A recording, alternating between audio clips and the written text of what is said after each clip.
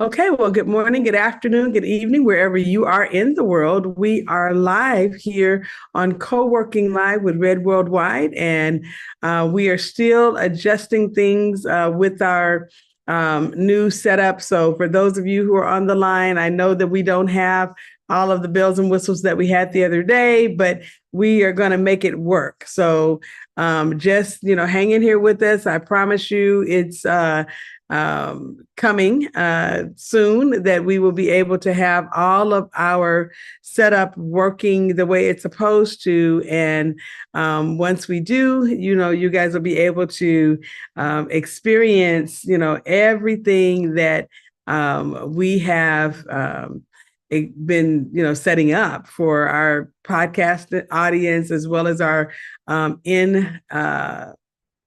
in-person studio. And so it's been exciting to, see just a few things working the way that we had planned. And I'm learning how to use these tools, which is kind of fun to, get all of this set up and make it work the way it's supposed to. Well, today we have just a little bit of a treat. We're going to be on just for about 20 minutes today, but what we're going to do is we are going to share a bit of a presentation that I did the other day, but we have modified it for our in-studio audience. And so that's going to be everybody who's online here with us, and as well as those who are live with us in person, or I should say live on Zoom.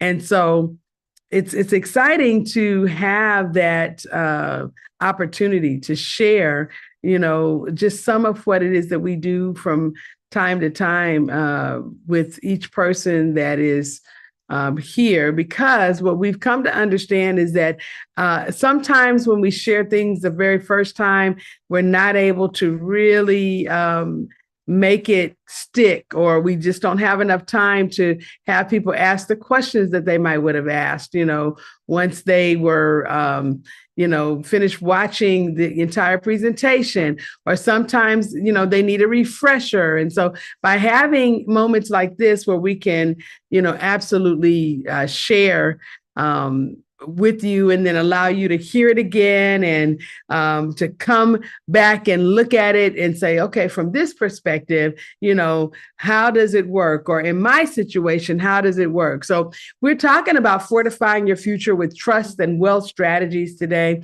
And this is really a way for you to master the language of money, wealth, and legacy. And yes, money is a language. So, we'll talk about that in a minute, but we want to look at how do we master these languages.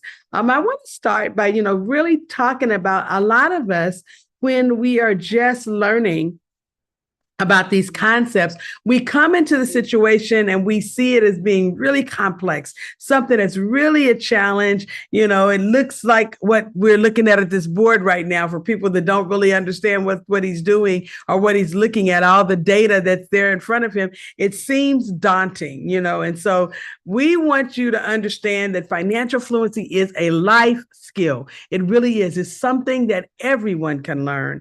And what we have to learn with it, a lot of times has more to do with what we bring to the table, rather than what it is that we take from the table. If you come to the table with the idea of, hey, I'm a sponge, I want to soak all this up, I want to be able to take it and really put it into action, okay, then this is something that actually becomes usable information for you. But if you come to the table saying, you know what, I have a degree in finance or I have, I've learned about this in the past. This is really not something that, I feel like I need to hear, or, I don't think I can do it, because I'm not good with money, so this is not something that will really benefit me. And having those financial attitudes, that's what I call it. I learned that from my good friend, Kevin Smith, who wrote the book, Do You Want Profits or Paychecks?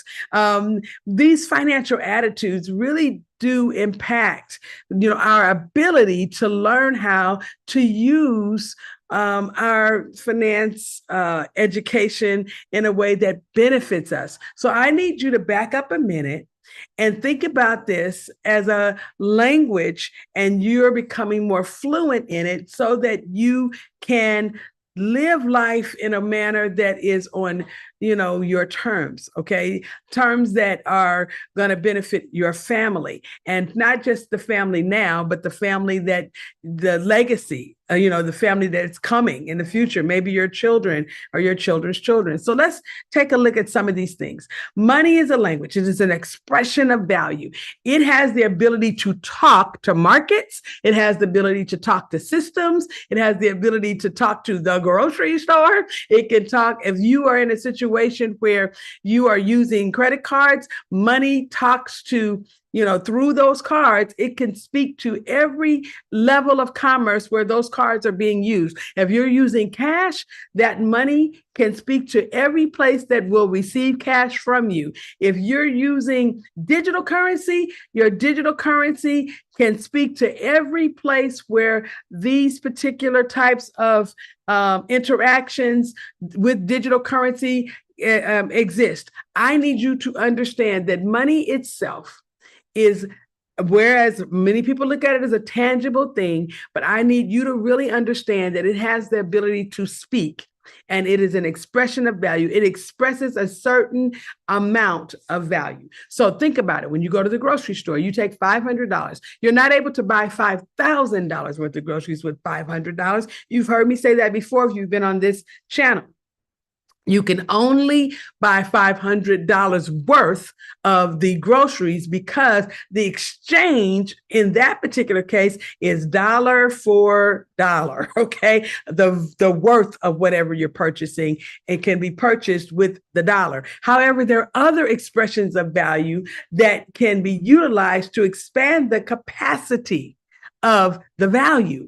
And so we want to kind of look at what some of those things are. But before we do that, I want you to take a look at this brief little video. Here we see people, they're talking to each other, they're utilizing sign language to speak. And as they're using sign language to speak, one of the things you might notice is that they are totally engaged. They understand what each other's saying. And if you speak sign language, you probably understand what they're saying as well. However, the fact of the matter is that if we don't speak sign language and we're looking at them, we are clueless as to what they're doing in that language.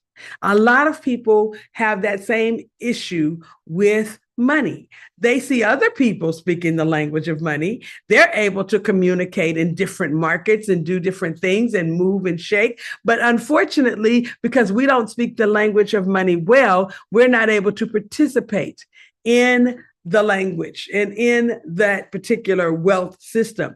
The road to true mastery in any domain begins with with understanding its language. That comes from one of the books that I've written, and called Fluency in Finance. But I need you to hear me when I say this, that if you don't understand the language, then the ability for you to master the domains that deal with financial matters is very slim. So Let's look at this again. Most people don't have a problem with money. They just have a problem with fluency. They don't speak the language of money well enough to participate actively in the wealth system. They can participate to the degree in which they do understand, but in the areas where they don't understand, they don't participate well. And sometimes people lose a lot of cash because of the fact that they didn't understand how to speak that language. So what can we do? Well, let's take a look at what we see here. We see a tree and some debris, but we also see some roots, right? And understanding that the tree that's attached to those roots, man, that tree is tall because the roots are going very deep. So let's kind of look at what that could mean for us. What is financial capacity? Well, financial capacity involves managing your financial affairs in a way that's consistent with your personal or business interests, goals, and longstanding value.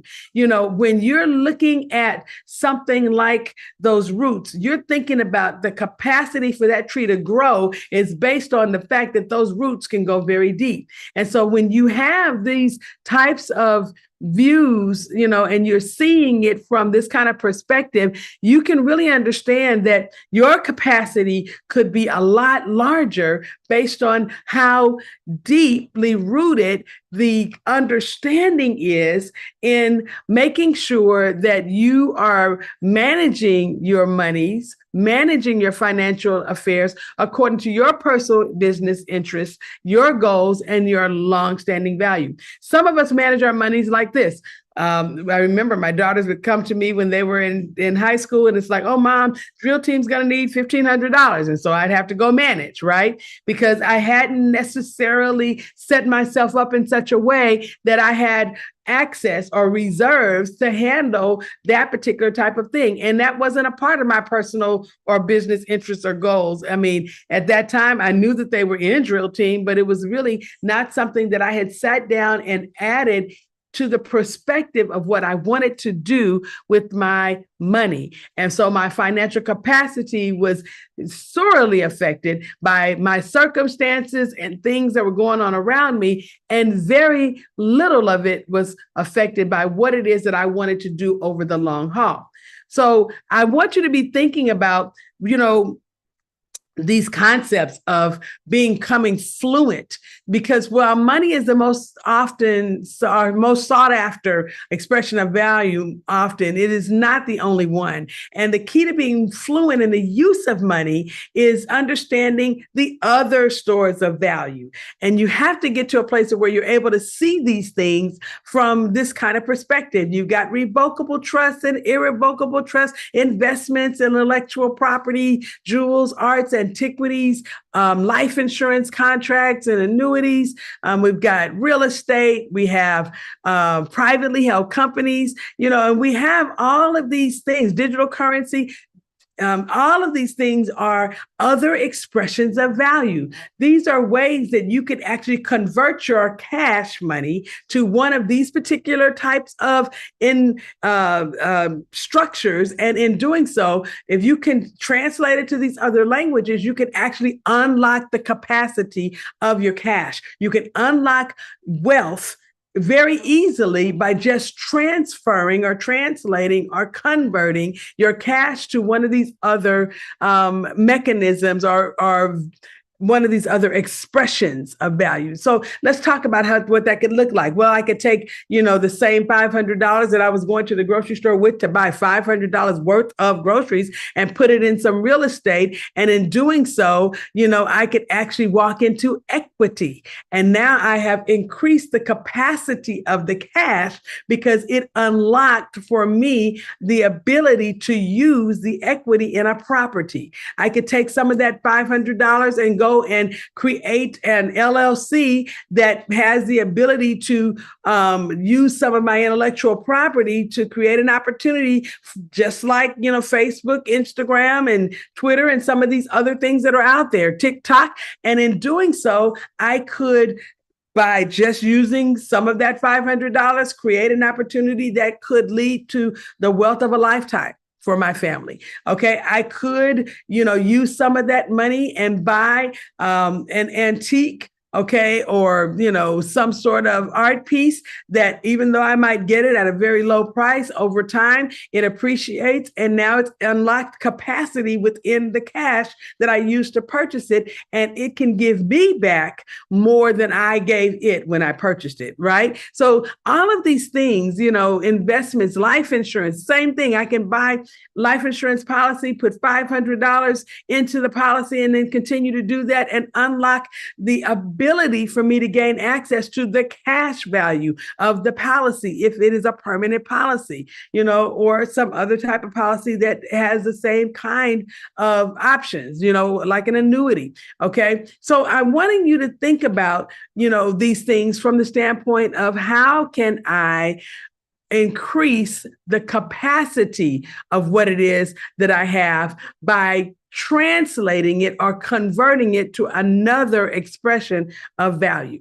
All right, you must adapt to the ever-evolving business landscape. You have to be able to understand that if you are able to take your cash and utilize it in such a way that you are unlocking the capacity of it, then what now is able to happen for you is it gives you the ability to adapt, because as things are evolving, you have the cash available to make sure you can evolve with the potential business landscape that you're dealing with at the time. A lot of times we are so intent about the work that we're doing, and we're constantly having to crunch numbers and having to figure stuff out because of the fact that things are, very much fluid in business. And sometimes there are things that happen in the markets. Sometimes there are things that happen other places. And as a result, it creates for us the inability to participate, because we just don't understand how we can make some things happen. But you can fortify your future. And we, want to really talk about now how we can take our estate planning and marry it with some of our commercial activities so that we can create for ourselves, a future that actually does give us the ability to make decisions that unlock capacity for us that would never have been there before. So let's, just kind of think about this. What structures could we put in place that would help us to take full advantage of the amount of money that we make? How can we position ourselves in our structures so that we can create opportunities by just putting things in place for our legacy? How do we build legacy, and why is it important? Okay. Well, legacy improves your efficacy and your efficiency in providing for your family. When you have plans beyond this month and next month and the next month and the next month, what can happen for you is that now your plan for providing your family can be supported. Okay. Your immediate plans can be supported by your long-term goals, right? You can increase the sustainability and longevity of your family, by making sure that you have a legacy plan in place. You also extend your reach way into the future when you set something up, for your family members. Leaving a great legacy is the most powerful thing you can do for your family.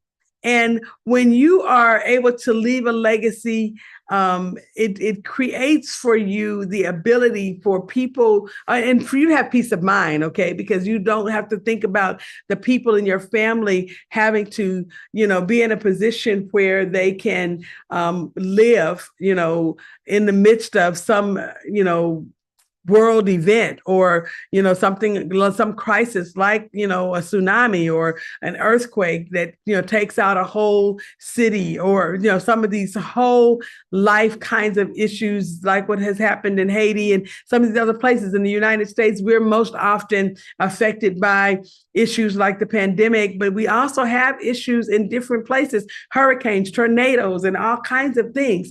And when you're able to have a legacy plan and have have reserves available, have a family bank available, then you are able to leave a legacy that has an influence for you well into your family's future. You also are able to optimize your impact on your children and your children's children. Well, and you probably have heard me talk about this a lot, about the fact that one of the things that our family decided to do, my husband and I, was to purchase policies for our grandkids. And we have to do it one grandchild at a time, but until we get them all covered, we're doing that because we want to be able to leave our legacy and have an impact on their future forever and their children's future forever. And we can do that through policies. And so we figured out a way that makes it easy for us to get involved in this particular type of activity so that we can begin to create a sustainable future. We can weigh in powerfully and undergird and support what their parents are already doing, by just having having our 2 cents involved, if I can say it that way. Okay. So what are the 5 best practices for legacy building? Well, let's look at it. Enhancing your financial performance, fixing it so that you have the ability to bring more revenue streams into your life. And there are things that you can do to make that happen. In some of our previous sessions, we've talked about, ways that you can automate your customers, create automatic customers, make subscription services and higher tier contracts out of some of the things that you're doing in business. Those are ways that you can enhance your financial performance. Retargeting clients for, old clients for new business is another way you could enhance your financial performance. Upsell some of the clients when they're going to purchase a service or a product. You can have upsell opportunities available to them. All of these things are things that you can do to help build a better legacy. How can you increase your growth potential? What is it that you can do with your company to make sure that the growth trajectory of the company actually is more on an incline? There are things that you can do to make that happen. And so, these are some of the best practices, and we're not going to necessarily be able to deep dive into all of what you can do, but we can tell you that it's possible. And that, if you are coming here for the first time, you can go back into some of our previous sessions and see where we've talked about these things at length, but also you can set an appointment so that we can talk to you about your specific needs in your company and how we can help you to make that growth potential do what it's supposed to do. Then the other thing is, how can we create more consistent and predictable revenue? What is it that we can do to make sure that the consistency is there? I just got through talking a few minutes ago to a client who is in a situation where she's in a very seasonal business. And because she's in a seasonal business and sometimes the seasons change a whole lot faster than what she was expecting, she had no clue as to what it was that this would be doing for her, business or for her life. And so now she's having to concern herself with wanting to hold on to her reserves because she's like, I'm just really afraid to spend any money in any direction, because of the fact that I'm concerned about some type of life event or some type of situation that could make it so that my industry goes into a downturn. So creating consistent revenue and having, monies come in from activities that don't require you to find a new customer every day is really important. Okay, having a Switzerland instructor, sure, that is protecting you from being so dependent on any one particular key customer or key employee, or for that matter, any key supplier. That's going to be really important as well. And then, of course, managing those relationships where everybody depends on you. You've got to change that, because if you do not, then your company is going to be devalued. You've got to position yourself so that you are in a position to have a freedom point where you can actually walk away, or be gone for vacations or do things to inform your process. This is going to be very, very important. So let's just give you just a little bit of a glimpse into the concept of how can you use your legacy plan to create something that will transcend you. Well, what is a trust? A trust is simply an agreement in writing that spells out rules and instructions for the management of assets held for your benefit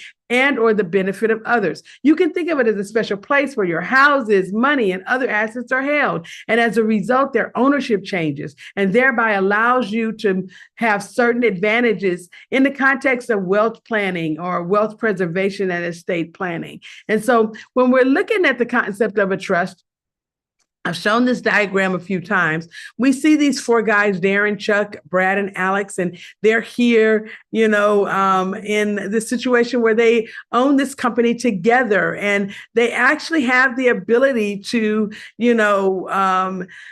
utilize their estate planning and commercial trust with their commercial activities in their LLC to create a great legacy plan. So let's look and see what they did. Well, what they did is that they divested, one of them, Alex, divested himself of the ownership of the company by assigning his ownership to his business trust. Darren, Chuck, and Brad, they weren't thinking that far into the future. And so, and not only that, but I don't even know if they knew that this was a concept that they could do, but Alex did. And so what he decided to do is he just passed his ownership. His $125,000 is what he received in the disbursement because of his 25% ownership in the company. He passed that along to the new fiduciary that was operating on his behalf, the business trust. And in doing so, he was now able to take advantage of a set of structures that was quite amazing, because he was able to put in place his family trust, his family charitable trust, and a private family foundation as a nonprofit, which allowed him to funnel income to places where it could be more efficiently used. So in this particular case, his family trust being the beneficiary of his business trust, he was able to take a look at how his structure was set up.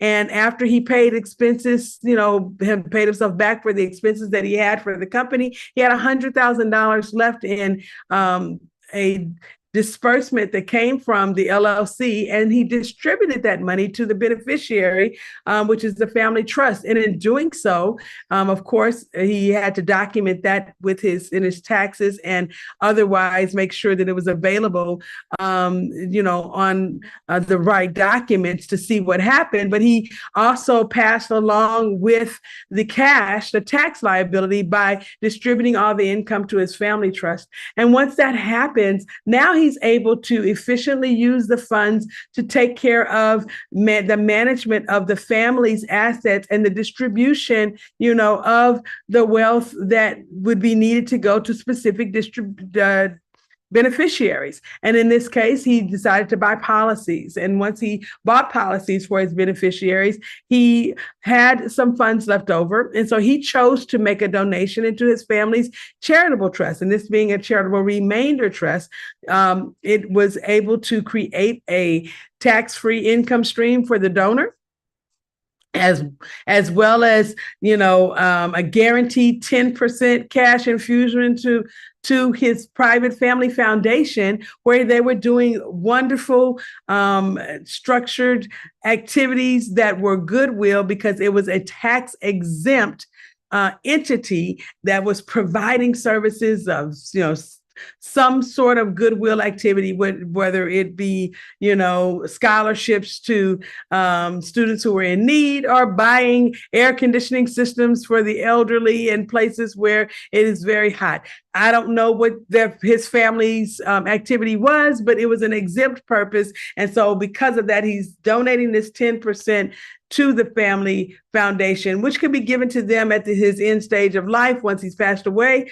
or he could structure it so that a portion of those funds are going over to the family foundation while he's still living. But at any rate, he's created a tax-free income stream for himself and the ability for his family trust to donate, funds into that tax-free income stream, as a qualified donation that will ultimately give in the entity that is a qualified charity a 10% cash infusion. So as a donation. So I want to share that with you, that when you are able to do structures like this, it helps to create a legacy plan that your family can live with, and one that helps to begin a process of making sure that the family can thrive beyond you. We only have so much time. And we don't always know how much time we had. And generally, we don't know how much time we really had until it's gone. And so I really want you to be thinking about, what can you do to fortify your family's future? What is it that you can do to view your business as an asset, and how can you marry that business's activity to what you're doing with your estate plan or your legacy plan, so that your family can benefit, and bring you back to a place of where you're getting what you desire and deserve from the business that you created. Well, as we're looking at, the whole concept of time, we're just about out of it today. We've had a wonderful time in co-working, and I really do appreciate you all for joining us. We look forward to your being with us again here next week as we start our Smarter Start Bootcamp on Monday. And it'll be right here at the same time, same place. We'll see you again here on Co-working Live with Red Worldwide.